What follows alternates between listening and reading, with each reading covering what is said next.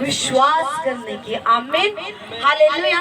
मैं आपको एक बात बताती हूँ, अगर जैसे आपकी ये शारीरिक आंखें खुली हैं, हालेलुया, आपकी शरीर की आंखें खुली हुई है, थोड़िया शरीर दी अखा की है खुलियां, तुसी देख सकते हो, सब देख रहे हो, टेंट लगा हुआ है, एवरीथिंग।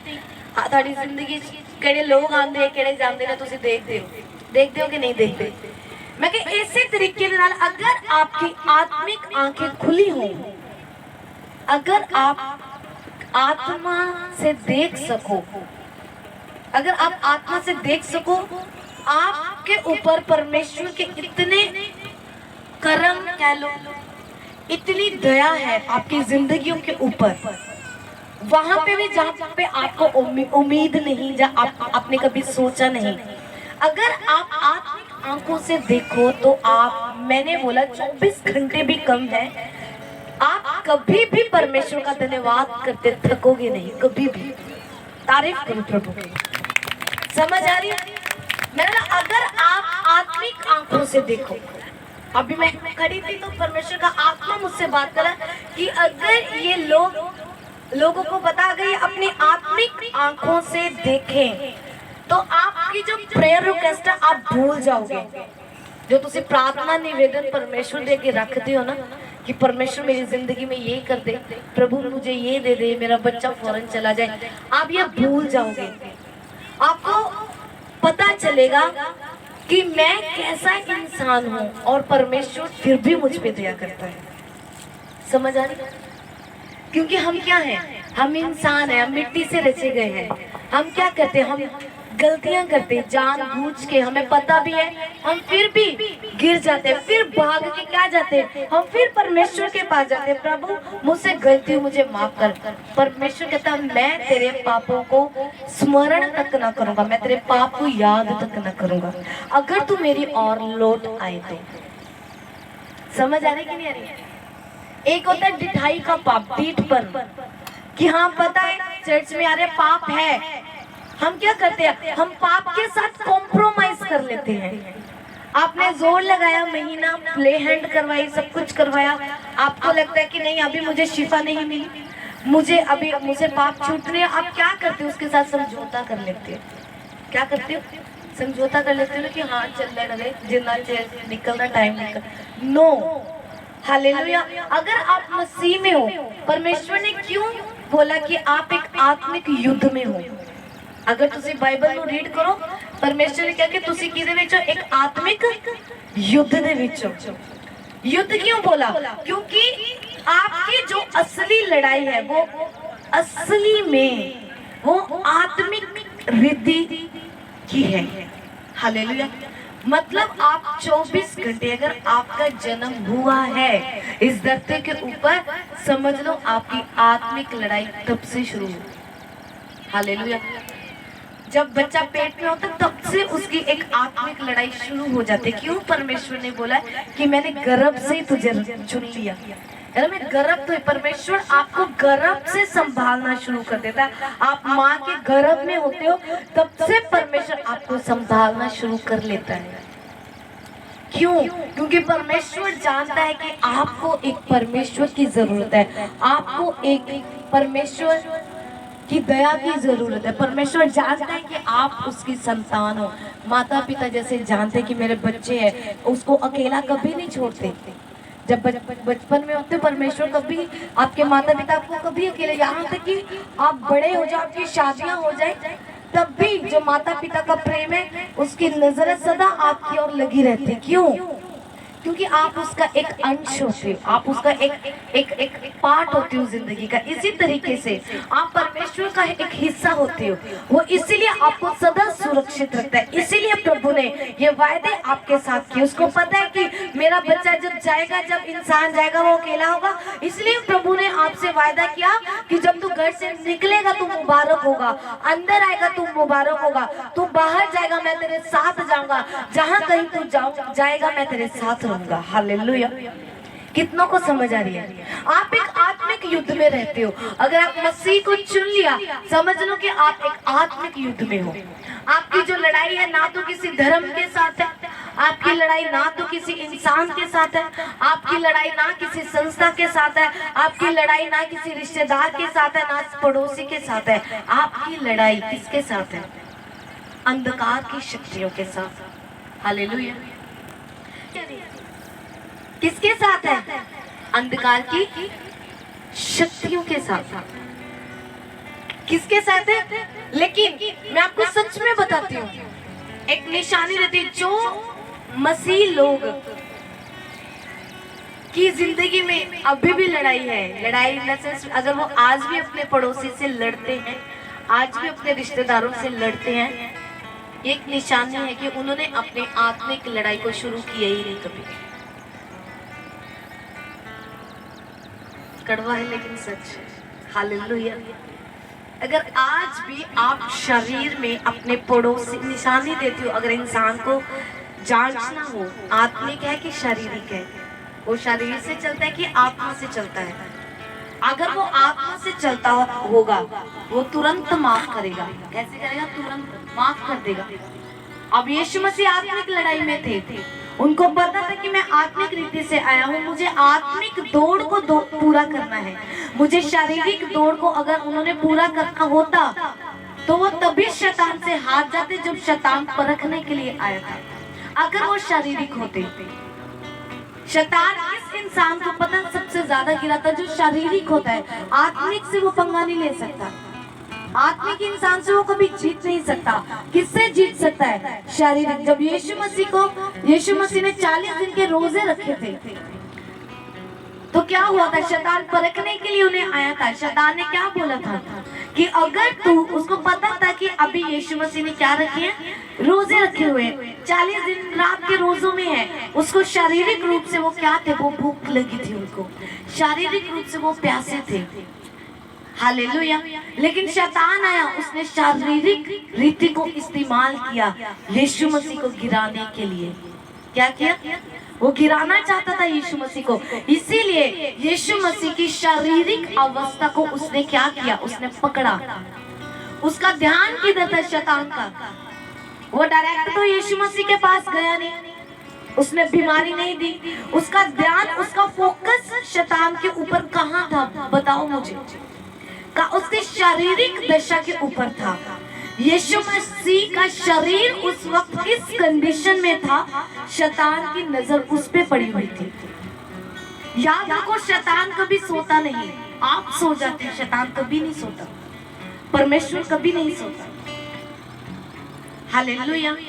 ऐसे बड़े सेवक भी हुए जिनको शैतान ने पेट में खत्म करने की कोशिश की, क्योंकि उनको पता था कि अगर ये दुनिया में आएगा ये सब कुछ होगा। ऐसा करता है शैतान, अपने प्लान्स खेलता है।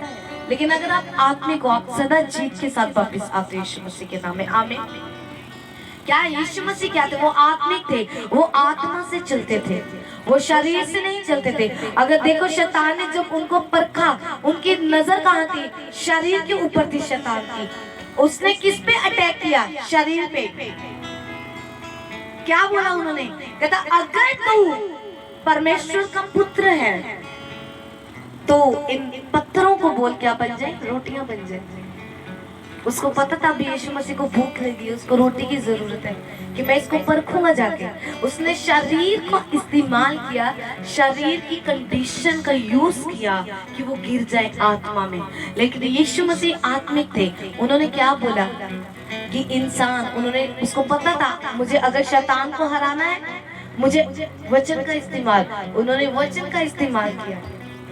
उन्होंने वो हवा में नहीं आए, हाँ मैं है प्रभु दा पुत्र, जा कर ला, मैं करके दिखा देना, ले होने बन जूंगी। कभी देखना, जो आत्मिक इंसान होते हैं वो ज्यादा, कभी आप उसको ओवर एक्साइटेड कभी नहीं देखोगे। जो रियल असली आत्मिक इंसान की निशानी बताती है, वो जरा हवा में कभी नहीं आएंगे। उनको आप हर कंडीशन में शांत दिखोगे, हमेशा। कभी उनको आप ऐसे बहकावे में आते नहीं देखोगे। चाहे उनके पास एक करोड़पति बैठा है, अगर करोड़पति बैठा है तो वो इस कंडीशन में क्यों आत्मिक इंसान चुप क्यों ज्यादा रहते हैं? वो आत्मा में हमेशा प्रार्थना में होते। क्यों बोला जाता है अगर आप प्रार्थना से होते हो, फास्टिंग में हो, कम बोलो, क्योंकि मसा आपको संवाद, आपको स्पिरिट में कम होने का मतलब होता है, बोलने का नाम मतलब होता है कि आत्मा में आप प्रार्थना में 24 घंटे रहो, स्पिरिट में आप प्रेयर करो। अगर आत्मिक इंसान होगा, अगर उसके आगे करोड़पति बिठा दो लेकिन वो आत्मा में होगा, वो प्रभु से पूछेगा प्रभु ये इंसान सही है मेरे लिए, अगर सही है तो ठीक है, अगर नहीं सही तो इसे भगा दे। वो हमेशा आत्मा में होते हैं। और आप कभी नहीं उसको देखोगे सुपर एक्साइटेड, ओवर एक्साइटेड। कई होते ना लोग जोश में होश खो देते हैं, आत्मिक इंसान जोश में कभी होश नहीं खोते। अगर उनके पास बहुत बड़ी आशीष भी आई है तो वो आत्मा में उसको देखेंगे, वो आत्मा में उसको परखेंगे, क्या ये परमेश्वर की ओर से है कि नहीं। आपने मुझे कभी ऐसा नहीं देखा होगा कि हाँ कोई बाहर फॉरेन में कोई बंदा गया हो तो मैं उसके पीछे उसको ही कॉल कर रही हूँ, मैं कभी नहीं करती। सब इक्वल, हालेलुया। क्योंकि हमें सबसे ज्यादा बाइबल में लिखा कि सबसे अधिक आपका भरोसा मनुष्य से बढ़ के आपका परमेश्वर के ऊपर होना चाहिए। इंसान से बढ़कर किस पे भरोसा होना जरूरी है? परमेश्वर पे। लिखा कि इंसान तो क्या है, इंसान तो मिट्टी है, एक दिन उनका जीने का दिन खत्म हो जाएंगे, फिर आप किसके पास जाओगे? आप परमेश्वर के पास ही जाओगे। हालेलुया। इसीलिए मैं आज आपको बता रही हूँ कि आपका आत्मिक होना जरूरी है। अगर आज आपकी आत्मिक आंखें खुली हो, अगर आपको नजर आए कि परमेश्वर आपके लिए क्या कर रहा है, तो आप जो ये प्रार्थनाएं देते हो ना प्रभु को, ये भूल जाओगे। अगर आपको कैंसर भी है ना, अगर आज आप यहाँ पे कैंसर के साथ भी बैठे हो लेकिन आपकी आत्मिक आंखें खुल जाएं, अगर आप प्रभु की दया अपने जीवन के ऊपर देख लो तो आप धन्यवाद करोगे उस कैंसर के लिए भी। समझ आ रही है कि परमेश्वर तो इतना भला परमेश्वर, इतना भला परमेश्वर है।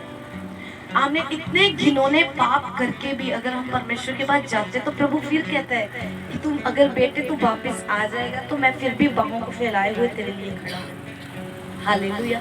आपका आत्मिक होना जरूरी है मसीह में। अगर आप आत्मिक नहीं हो तो आप कभी जीत नहीं सकते, शैतान से कभी नहीं जीत सकते। हालेलुया।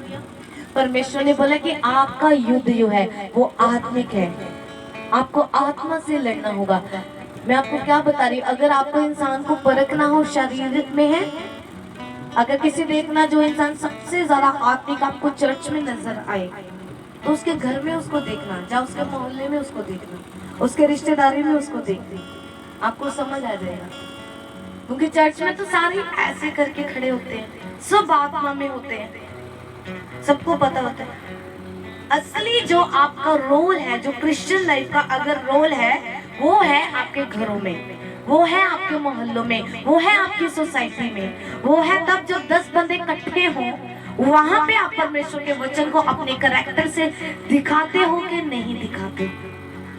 हालेलुया। इसलिए मेरे आत्मा पिता कहते लोग हैं क्या करते हैं, जहाँ पे मसीह लोगों को बोलना चाहिए वहाँ पे चुप होते हैं, जहाँ पे चुप होना चाहिए वहाँ पे क्या करते हैं, वो बोलना शुरू कर देते हैं। हालेलुया।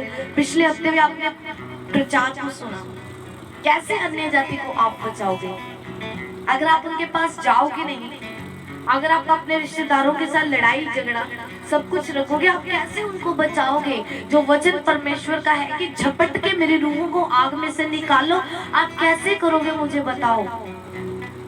क्योंकि शैतान सबसे ज्यादा आपकी रिलेटिव्स के साथ ही क्यों आपके फंदे फसाद करवाता है, आपको पता है? क्योंकि आप ही होते हो जो एक सेंटर बनते हो अपने रिश्तेदारों को प्रभु में लेके आने का, आप ही होते हो। लेकिन आपके अंदर ही वो लड़ाइयां पैदा करके आपको हमसे दूर कर देता है ताकि आप वहां तक ना जा सको और रूहें नाश हो जाए। इसीलिए सारी चीजों को भूल के आपको आत्मिक रीति से चलना है, आपको शरीर में नहीं रहना। जो लोग आत्मिक है वो शरीर में कभी नहीं लड़ते, ये निशानी होगी।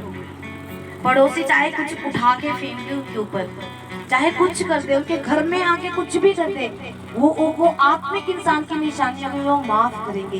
केवल यीशु मसीह को सलीब पे चढ़ाया, क्या किया उन्होंने? क्या किया था उन्होंने? हे पिता इनको माफ कर, ये नहीं जानते कि ये क्या कर रहे हैं। क्योंकि आत्मिक रीति से कौन देख सकता था? केवल यीशु मसीह, वो लोग नहीं देख सकते थे। इसीलिए परमेश्वर ने ये शब्द का इस्तेमाल किया था कि ये नहीं जानते कि ये क्या कर रहे हैं, क्योंकि जो कर रहे थे वो शरीर की दशा में कर रहे थे, लेकिन जो यीशु मसीह कर रहे थे वो आत्मिक दशा में कर रहे थे, क्योंकि वो इंसान शरीर में सब कुछ कर रहे थे, शरीर की अभिलाषा के लिए, गुस्से को पूरा करने के लिए। हालेलुया। लेकिन यीशु मसीह आत्मा में थे, प्रभु की मर्जी को पूरा करने के लिए। अगर आप अपनी जिंदगी में परमेश्वर से एक प्रार्थना रिक्वेस्ट रखते हो कि प्रभु तेरी क्या मर्जी मेरी जिंदगी में, आप सब बोलते हो परमेश्वर से, इधर ध्यान दो। हालेलुया। आप सब बोलते हो कि नहीं बोलते कि प्रभु तेरी क्या मर्जी, तो क्या चाहते हैं मुझसे, क्यों इतनी परेशानी प्रभु, क्यों? अगर आप आत्मिक हो जाओ, आपका ये सवाल खत्म हो जाएगा। अगर आप आत्मिक रीति से चलना शुरू कर दो, आपका ये सवाल क्या हो जाएगा, आप कभी नहीं पूछोगे, क्योंकि आत्मिक इंसान के अंदर एक ठहराव होता है, क्योंकि जब वो आत्मिक रीति से चलना शुरू कर देता है, उसके हर सवाल का जवाब उसको मिल जाता है। अब आप सोचोगे कि मैं आत्मिक कैसे बनूं, मुझे पता है कि ये सवाल है मेरा। अब जिनके पास बाइबल नहीं है वो शरीर में है, वो शरीर में है, वो आत्मा में नहीं है। क्यों? क्योंकि उनको रोल नहीं पता, वो अपने हथियार को घर पे, क्योंकि उनके लिए मायने नहीं रखता वचन हो ना हो। याद रखो, जिनके लिए परमेश्वर का वचन मायने नहीं रखता, उनके लिए, उनको परमेश्वर के लिए आप मायने नहीं रखते थे। आपका सबसे अधिक प्रेम किसके साथ होना चाहिए? वचन के साथ सबसे अधिक प्रेम। मैं तो ये कहती हूँ, कुछ मसीह लोगों से अच्छे अन्य जाति हैं जो अपने धार्मिक ग्रंथों को इतनी अच्छे से, इतनी रिस्पेक्ट से देते हैं। समझ आ रही कि नहीं आ रही? लेकिन हम अपने धार्मिक ग्रंथ को घर पे छोड़ के आते हैं। हमें कोई फायदा नहीं है, हम पुलपिट पे क्या बोला जाता है, कुछ नोट नहीं करना, कुछ लिखना नहीं, क्योंकि लड़ाई, आपको पता है, जो इंसान सबसे, जो बच्चा क्लास में सबसे ज्यादा शार्प होता है, इंटेलिजेंट होता है, वो एक भी नोट नहीं छोड़ता, वो हमेशा अटेंटिव, हमेशा अलर्ट रहेगा कि हाँ टीचर क्या बोल रहा है। अगर आप केवल आशीष के लिए आते तो कोई प्रॉब्लम नहीं, आओ जाओ, बस ये श्योरिटी नहीं है कि मरने के बाद आप स्वर्ग में जाओगे। स्वर्ग में जाना है, आत्मिक होना पड़ेगा। क्या होना पड़ेगा? आत्मिक होना पड़ेगा। अब आपकी जिंदगी में परमेश्वर डिवाइन हेल्पर्स भी भेजता है, और आपकी जिंदगी में शैतान भी भेजता है लोगों को डिजाइन करके आपको गिराने के लिए। अब आप कैसे पहचानोगे कि ये इंसान को यस बोलना है कि नो बोलना है? आप कैसे देखोगे कि इस इंसान का मुझे वेलकम करना है अपनी लाइफ में, कि इस इंसान को बाहर निकालना है अपनी जिंदगी से? आपको कैसे पता चलेगा? ये केवल तब होगा जब आप आत्मिक होंगे। जब आप आत्मिक होंगे, आपको पता होगा कि ये इंसान को मुझे वेलकम करना है, कि ये इंसान परमेश्वर की ओर से नहीं है, इसे मुझे दूर करना है। क्योंकि ना आत्मिक होने की वजह से हम पता नहीं कितने अपने डिवाइन हेल्पर्स जो प्रभु भेजता है उन्हें गवा देते हैं। ये बहुत गहरी बात है। आत्मिक डीप गहराई की बात है, ये आत्मा की गहरी बात मैंने बोली, अगर आपको समझ आई हो तो। आत्मिक ना होने की वजह से आप अपने मददगार, ईश्वरीय मददगार अपनी जिंदगी में पहचान नहीं पाते। आप जो शैतान की ओर से भेजे गए लोगों का वेलकम कर लेते हो, लेकिन डिवाइन हेल्पर्स को इग्नोर कर देते हो। आपका ध्यान जाता ही नहीं डिवाइन हेल्पर्स, क्योंकि आपको आशीषित करने के लिए प्रभु एक ईश्वरीय मददगार हमेशा आपकी जिंदगी में भेजता ही भेजता है। अगर आप आत्मिक होंगे तो आप डिवाइन हेल्पर को पहचान लोगे, ईश्वरीय मददगार को पहचान लोगे। अगर आप आत्मिक नहीं होंगे आप उन्हें गवा दोगे। समझ आ रही कि नहीं? यानी कितनों को समझ आ रही? कितनों को पिछले हफ्ते का वचन याद है? कितनों ने वो नोट्स बनाए थे जो मैंने बोला था? नहीं। ये बताता है कि आप आत्मिक हो। आप केवल अपनी आशीष के लिए आते हो। आपको आत्मिक होने से ना होने से कोई लेना देना नहीं है। मुझे एक चीज बताओ, एक चीज नॉर्मल सी बात है, आप प्रभु में हो। आप कितनी कठिनाइयों से प्रभु में आना आसान बात नहीं है। इस चीज का, इस कौम का विरोध होता है, आपको पता है। हम दुनिया से पंगा लेते हैं एक तरीके से, क्योंकि यहाँ इसे एक्सेप्ट नहीं किया जाता है। तो लोग रात को अंडरग्राउंड वर्शिप करते हैं, आपको पता है? चाइना में कैसे करते हैं? बेसमेंट्स, उन्होंने घरों के अंदर खुफिया कमरे बनाए हुए हैं प्रभु की आराधना करने के लिए, क्योंकि दिन में उनको सरकार अलाउ नहीं करती कि वो प्रभु की आराधना कर सके। आप कितने आशीषित हो कि आप खुले में प्रभु की आराधना करें, आपको कोई रोकने टोकने वाला नहीं है।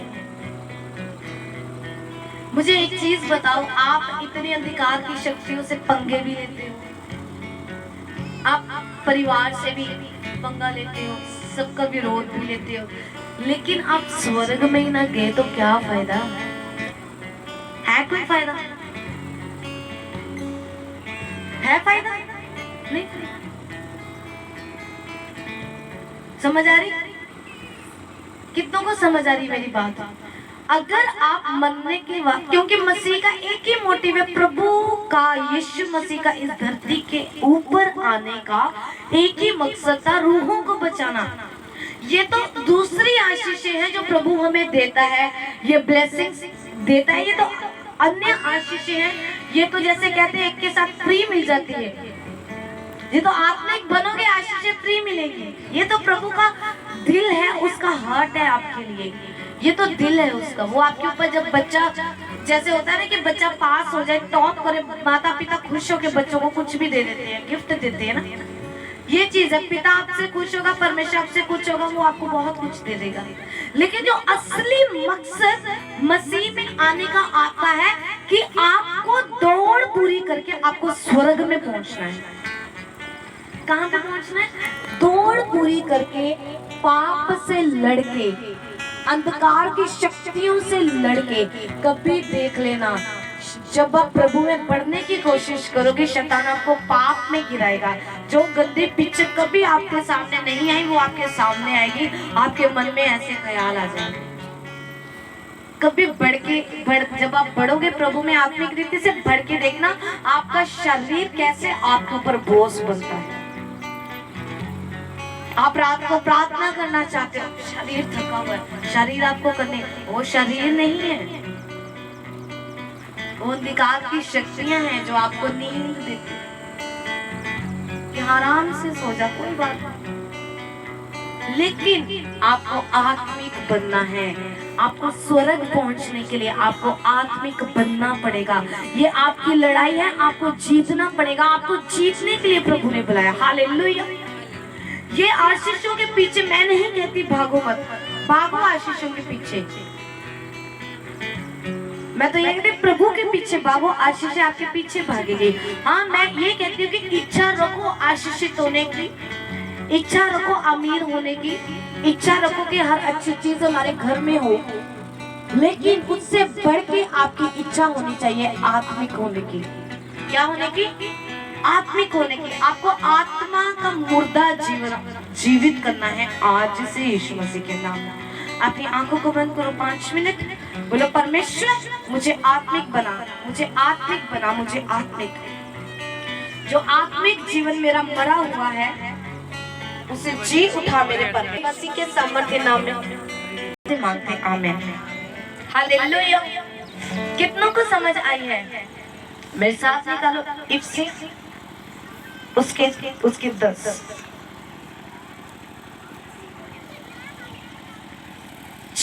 10।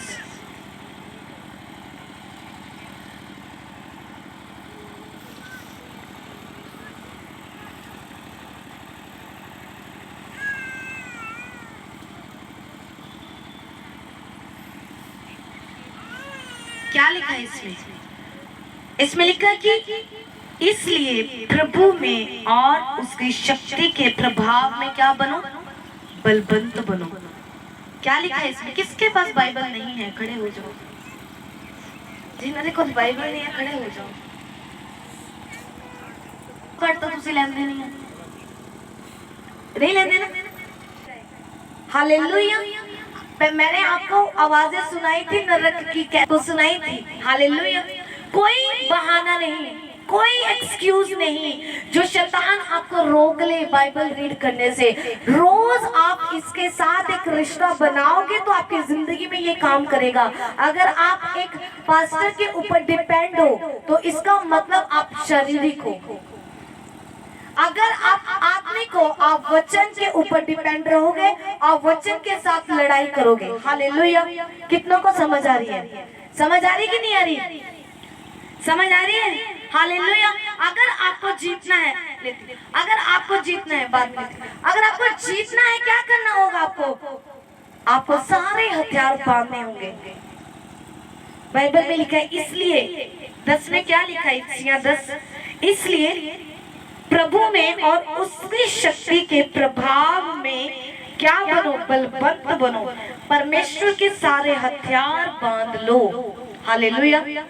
शैतान के सारे, परमेश्वर के सारे हथियार बांध लो कि तुम शैतान की युक्तियों के सामने खड़े रह सको, क्योंकि हमारा ये मल युद्ध और मांस से नहीं, मल युद्ध लहू और मांस से नहीं, परंतु प्रधानों से और अधिकारियों से और इस संसार के अंधकार के हाकिमों से और दुष्टता की आत्मिक सेनाओं से है जो आकाश में है। हालेलुया। तारीफ करो पर। आगे लिखा इसलिए परमेश्वर के सारे हथियार बांध लो कि तुम बुरे दिनों में सामना कर सको। परमेश्वर जानते हैं कि बुरे दिन आते हैं मसीह की जिंदगी में, आपकी जिंदगी में भी आते हैं। ऐसा तो लिखा नहीं मसीह में हो तो आपको बीमारी नहीं आएगी, मसीह में हो तो आपको दिक्कत नहीं आएगी। हालेलुया। इसमें क्या लिखा कि इसलिए परमेश्वर के सारे हथियार बांध लो कि तुम पूरे दिन में सामना कर सको और सब कुछ पूरा करके स्थिर रह सको। हालेलुया। तारीफ करो परमेश्वर की। लेकिन क्या करोगे?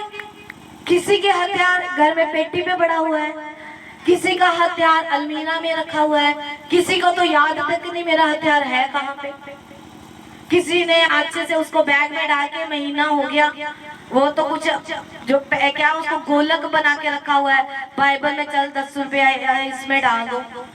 ऐसा है ना? क्या जीतोगे आप? हथियार तो चाड़ के लेके आते हो, मिट्टी नहीं पई चुकना ही नहीं है, मिट्टी पेगी, क्या करोगे? कैसे जीतोगे मुझे बताओ। कितना क्या लिखा कि आत्मिक हथियार बांध लो। क्या है आत्मिक हथियार? परमेश्वर के वचन। ये एक आत्मिक हथियार। आपको पता, आपके हर सवाल का जवाब जो आप घंटों रोते हो प्रभु के आगे, परमेश्वर मेरे साथ ऐसा क्यों हो रहा है, मैं इस प्रॉब्लम से कैसे निकलूं, प्रभु आज समस्या तो मैं किधर निकला, इसमें है। हर सवाल का जवाब इसमें है। हालेलुया। अगर इफ्सियां 10 मैंने पढ़ा, अगर आप 8 लोग घर में जाके पढ़ना, एक पति को कैसे रहना है घर में वो लिखा हुआ है, पत्नी को कैसे रहना है वो लिखा हुआ है, बच्चों को कैसे रखना है वो लिखा हुआ है। हर चीज इसमें लिखी हुई है। अगर आप उस लिखे अनुसार करना शुरू कर दो तो आपकी जिंदगी में परमेश्वर सदा रिजल्ट देंगे। सदा आप यहाँ पे गवाही के साथ खड़े होने वाले यीशु मसीह के नाम में। आमीन। समझ आ रही कि नहीं आ रही? कितनों को समझ आई है? अब आत्मिक हथियार किसने लेके आने हैं? आपने लेके आने हैं। अब आप आत्मिक हो नहीं। अगर आत्मिक होते तो बाइबल लेके आते, क्योंकि सारा जिम्मा सारा बहुत पास्टर से छुट्टिया होया। हाँ पास्टर प्रार्थना करी जाए, पास्टर कर रहे हैं, वो तो स्वर्ग में चले जाएंगे। आपका क्या होगा? वो आपके लिए दुआएं प्रार्थना जो करते हैं कि परमेश्वर मेरी भेड़े मेरी रूहें स्वर्ग में जाएं, आपकी जिम्मेवारी है। अगर 20% मैं आपको बताती हूँ पास्टर की, आपके ऊपर 20%, आपकी खुद की 80% जिम्मेवारी है अंधकार की शक्तियों से लड़ने की। क्योंकि मैं तो आपको प्रचार कर सकती हूँ, फॉलो आपने करना है, मानना नहीं मानना ये आपके ऊपर है। अब एक एक को खींच खींच के ये करना पड़े तो फिर तो बच गए रूहे। हालेलुया। समझ आ रही कि नहीं आ रही? कितनों को समझ आ रही है? अगर आपके पास बाइबल नहीं है, आपको लेनी है, रोज वचन को पढ़ना है रोज। अब पिछले हफ्ते क्या वचन था आपको नहीं पता होगा? क्या पता है? याद है? कितनों ने नोट किया और कितनों ने इस हफ्ते उसे फॉलो किया था? कितने मुखोलियों की जिंदगी में नहीं बैठे? कितनों ने ठट्ठे में नहीं उड़ाया किसी चीज को? बताओ, किसने दया का काम किया? मैंने बोला था धर्म का काम किसने किया? बताओ मुझे, किसको भूखे को किसी को खाना दे के आए वो?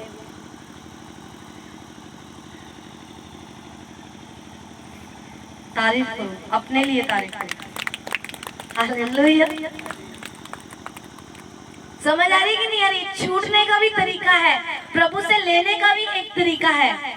तो सोन बट्टे मान के बैठे रहोगे, परमेश्वर ऊपर से फेंकना नहीं है। हालेलुया। आपको लड़ना पड़ेगा, आपको फाइट करने पड़ेगी। अपनी आपके अंदर उतनी ताकत है कि आप शैतान को हरा सकते हो। परमेश्वर कहते हैं सारे हथियार बांध लो कि बुरे दिनों में क्या कर सको, क्या कर सको, सामना कर सको शैतान का। परमेश्वर ने ये नहीं बोला कि मैं तेरे लिए सामना करूंगा, उसमें लिखा कि तुम सामना कर सको। मतलब आपको फेस टू फेस शैतान का सामना करना पड़ सकता है, पड़ता है आपको। लेकिन अगर आपके पास ये हथियार बांधे हुए नहीं है तो आप हार जाओगे। शैतान आपके ऊपर झपटा मार लेगा, शैतान आपको निगल लेगा। हालेलुया।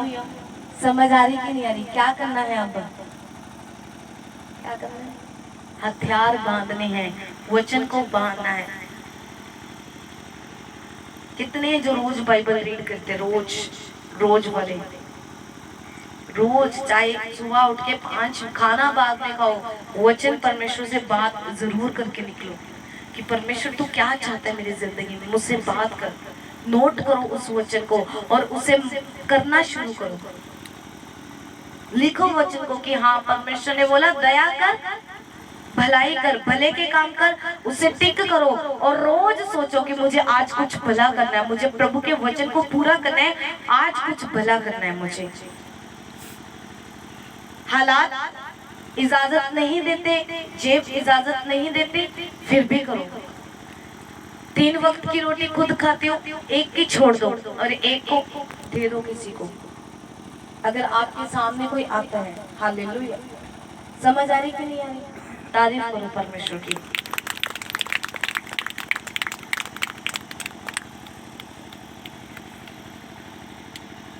आज से हम एक स्पेशल प्रार्थना में, हालेलुया। कितने जो रात को प्रार्थना करते हैं, रात को 12 बजे के बाद, पहले की बात 12 से 3 के बीच में। मैं आपको चीज बताती हूँ, सबसे ज्यादा अगर आपको आपके समझ नहीं आ रही मेरी जिंदगी में हो क्या रहा। कुछ अटैक्स में आप सपनों में देखते हो, कुछ अटैक सपनों में होते हैं कि आप कई बार क्या करते हो, आप एक तो दूसरी चीजें आशीषें हैं, बच्चा बाहर नहीं जा रहा, वीजा नहीं लग रहा, रिजेक्ट, वो अलग सी बात है। लेकिन एक आपकी आत्मिक लड़ाई चल रही है कि आप प्रार्थना करना चाहते हो लेकिन प्रार्थना नहीं कर पा रहे। ये एक आत्मिक लड़ाई है। आप फास्टिंग करना चाहते हो, आप कर नहीं पा रहे। आप भवन के लिए सीट निकालना चाहते हो लेकिन नहीं निकाल पा रहे। मतलब इच्छा है, आत्मा कह रही है, आत्मा इच्छा को जाहिर कर रही है, लेकिन शारीरिक दशा या घर के हालात हमें रोक लेते हैं। ये है कि हम एक आत्मिक लड़ाई, मतलब हमारे विरोध में कोई ऐसी ताकत है जो लड़ रही है हमारे साथ, जो आपको प्रार्थना नहीं करने देती, जो आपको पवित्रता में बढ़ने नहीं देती। हालेलुया। ये जो 40 दिन की आज से प्रार्थना चलेगी, आपको पता है मैंने 40 दिन के बोला था फास्टिंग कंप्लीट होगी, आपको पता है कब हुई? याद है कब हुई? किसी को याद है? हालेलुया। कल्ले कल्ले को बोला था फास्टिंग, आज उन्होंने तो रखी नहीं होगी। मैंने इस बार सोचा था, मैंने रिमाइंड नहीं करवाना। हालेलुया। जिन्होंने रखी प्रभु उनको ब्लेस करे। हालेलुया। समझ आ रही कि नहीं आ रही? आज से अब हम एक स्पिरिचुअल वॉरफेयर, उसे बोलते कि आत्मिक युद्ध की प्रार्थना को शुरू कर रहे हैं। हालेलुया। वो प्रार्थना, क्योंकि जो अंधकार की शक्तियां सबसे ज्यादा उनका काम रात को होता है। आपको पता है जो जादू टोना लोग करते हैं वो कब करते हैं? रात को। कितने टाइम के बीच में? 12-3 के बीच में, 2:45 वो खत्म कर देते हैं। 3 बजे के 15 मिनट मैं नहा रही थी जब परमेश्वर की आत्मा ने ये मुझसे बात करी। आप सोच भी नहीं सकते प्रभु कब बात कर लेते हैं। हालेलुया। आपको करनी है ये। आप पौलुस कहते सबसे अधिक मैं गैर भाषा में प्रार्थना करता था। अब शैतान गैर भाषा नहीं समझ सकता, आपको पता है। आज से आपने घर में एक चार्ट लगाना है। चार्ट, तारीखें लिखनी है। आज ये तारीख है, आज से 19, 20, 21, 22, 30 तक, ठीक है। कॉलम बना लेने, डब्बा बनाओ। क्या करना है? 11:30 से लेके 3 बजे तक आपको प्रार्थना करना है। कितने बजे? 11:30 से लेके 3 बजे तक। कोशिश करो सो जाओ पहले, 8 बजे काम खत्म करो, सो जाओ। मैं भी जब रोज ऐसे आती हूँ, अब मैं नाम नहीं लूंगी, कुछ परिवारों को मैं अपने घर में घूम के प्रार्थनाओं को देखा करती हूँ। वो अपने घर में घूम के, छत पे घूम के प्रार्थनाएं कर रहे हैं और अंधकार की शक्तियां जाहिर हो रही हैं उनके ऊपर सपनों में। समझ आ रही? ये 40 दिनों में आप लोगों के साथ ऐसा होगा कि आपने बैठ के एक जगह पे प्रार्थना नहीं करनी, क्योंकि शरीर आप पे प्रबल होगा, आपको नींद आएगी, आप छोड़ दोगे।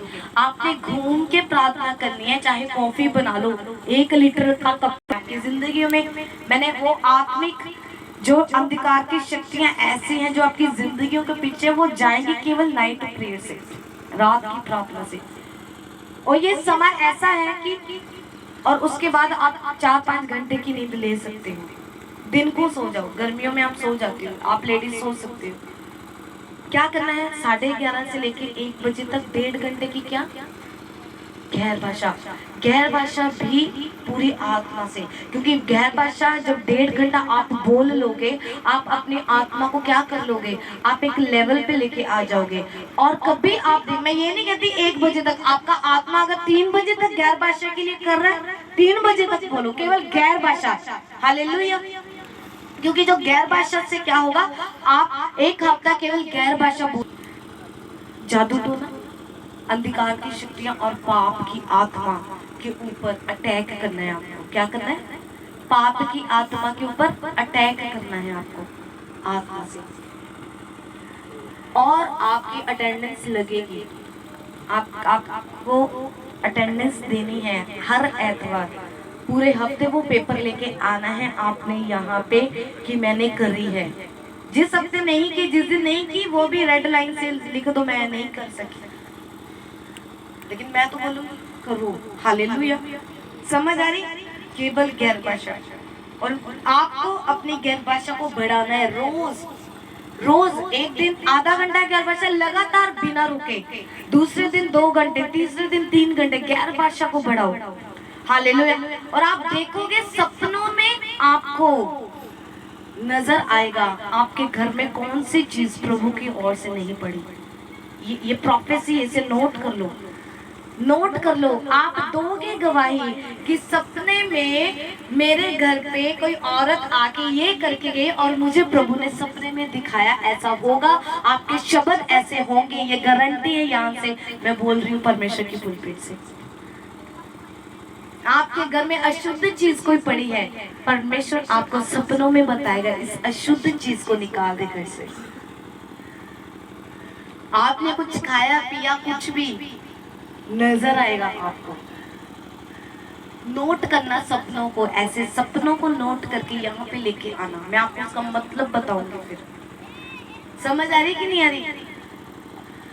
तैयार हो इस आत्मिक लड़ाई को लड़ने के लिए, आज से शुरू है, वो आपको वापस मिलेगी। इन 40 दिन के बाद आप देखोगे जो आशीष रुकी हुई थी, कुछ रुके हुए थे काम, वो आपके हाथ में होंगे। आप गवाही आपके हाथ में होगी इन 40 दिनों में। कुछ काम जो आपको बहुत लग रहे थे रुके हुए हैं, निकल नहीं रहा काम, आप गवाही के साथ वापस आओगे इन 40 दिनों के बाद। समझ आ रही कि नहीं आ रही? और दूसरी चीज क्या होगी, सपनों में आपका युद्ध किस चीज के साथ है आपको नजर आएगा। आत्मिक आप देखोगे, सपनों में परमेश्वर आपके ऊपर जाहिर करेगा कि कहाँ पे दिक्कत है, कहाँ पे प्रॉब्लम है, और आप फ्री होंगे यीशु मसीह के सामर्थ्य नाम में।